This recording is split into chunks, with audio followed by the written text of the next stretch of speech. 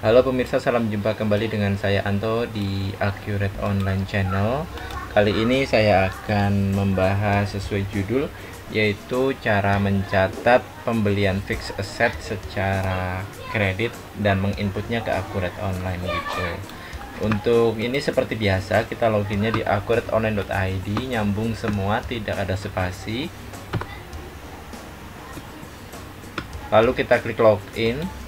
Lalu login dengan user ID atau email Anda dan klik login. Setelah itu kita pilih database-nya. Untuk asetnya, sebelum kita mencatat pembeliannya, kita sudah tentukan dulu di sini ada kategori aset. Klik aset tetap, lalu pilih kategori aset. Misalkan aset yang kita beli itu adalah kendaraan. Lalu kita simpan. Kategori aset nanti kita lihat daftarnya di sini ya. Nah, yang kendaraan ini yang sudah kita buat barusan sudah ada. Nah, setelah itu untuk melakukan pembelian asetnya, kita tentukan dulu nama vendornya dari pembelian pemasok. Misalkan nama pemasoknya adalah Motor Jaya. Nah, lalu kita simpan. Setelah dibuat nama pemasok, sekarang kita lakukan pembelian asetnya. Di sini ada dua kasus, kalau mau ada uang muka terlebih dahulu kita catat di uang muka pembelian, tapi kalau tidak ada uang mukanya kita bisa langsung catat di sini. Gitu ya. Contoh ini ada uang mukanya, jadi kita mesti catat di pembelian, terus pilih uang muka pembelian. Pilih nama vendor yang tadi, contohnya Motor Jaya. Faktur DP-nya kita mesti input dengan nomor faktur DP yang dikasih oleh mereka sebagai landasan kita melakukan pembayaran DP. Misalkan nomornya seperti ini, kita tulis apa adanya sesuai yang mereka kasih. Lalu uang muka yang kita berikan berapa? Misalkan 24 juta. Nah, sekarang kita simpan. Setelah kita input jumlah DP, kita keluarkan dari bank yang mana untuk DP ini, yaitu dengan cara klik pembelian ke pembayaran pembelian.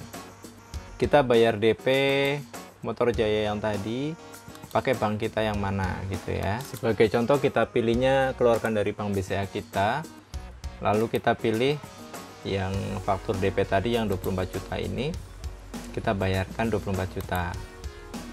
Kalkulasi, hitung ya, lalu kita simpan. Oke, sudah tersimpan, kita sudah melakukan pembayaran DP-nya. Lalu kita catat pembelian asetnya dengan cara yang sama, klik pembelian, lalu ke faktur pembelian. Setelah itu pilih nama pemasok yang tadi, tempat kita membeli aset tersebut. Kita masukkan nomor faktur pembeliannya. Ini bukan faktur DP, tapi benar-benar faktur pembelian yang berisi nilai total harga aset tersebut. Dan perlu diketahui juga, untuk harga yang diinput di sini adalah harga total sudah termasuk bunga ya. Jadi bukan harga cicilannya atau sebelum bunga juga. Ini harus total sesudah ditambahkan bunga, dan ini adalah total pembeliannya. Kita klik di sini ada tulisan pembelian aset. Pembelian aset memerlukan barang dan akun perantara pembelian. Accurate akan membuatkan barang dan akun perkiraan pembelian aset.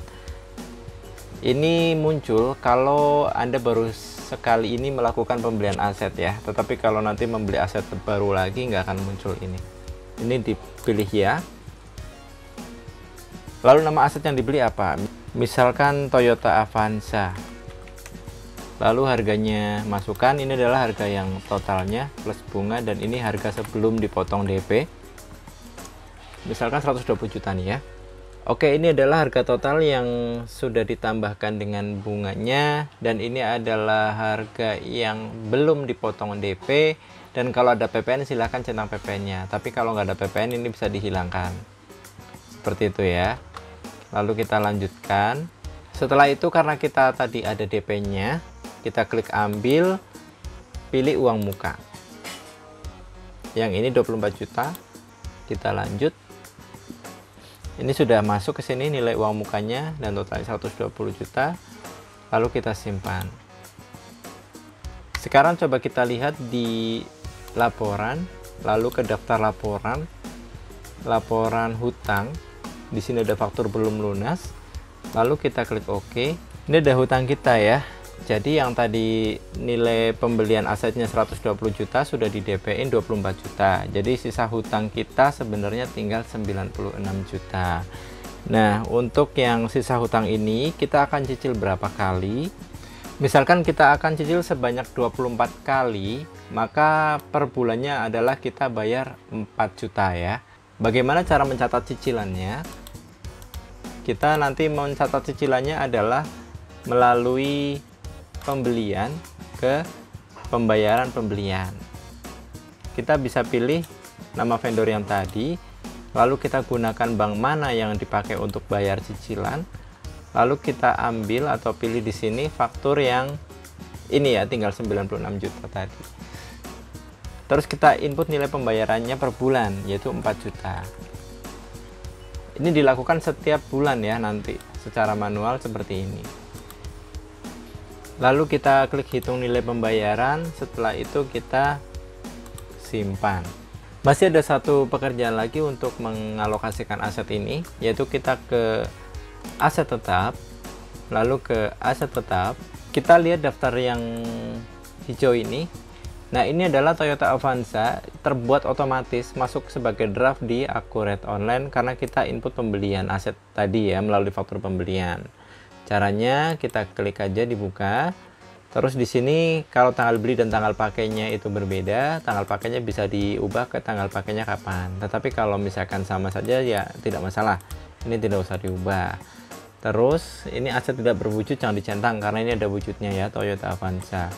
Terus metode penyusutannya kita pilih metode apa? Di sini ada 3 metode yang bisa dipilih, tapi biasanya orang pilih metode garis lurus.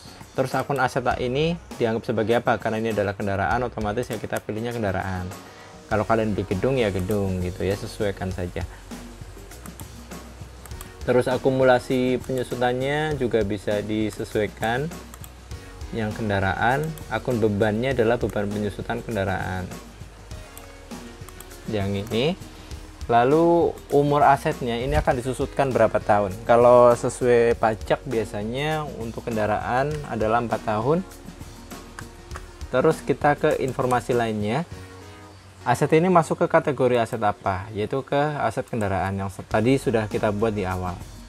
Nah, setelah itu kita bisa lihat di sini untuk nilai perolehannya adalah nilai perolehan totalnya ya, bukan nilai cicilannya. Itu otomatis terisi dan kita tinggal simpan saja. Oke, dari situ sudah selesai pencatatan pembelian aset secara kreditnya. Ingat, bulan depan mesti dilakukan pembayaran cicilan yang kedua dan seterusnya.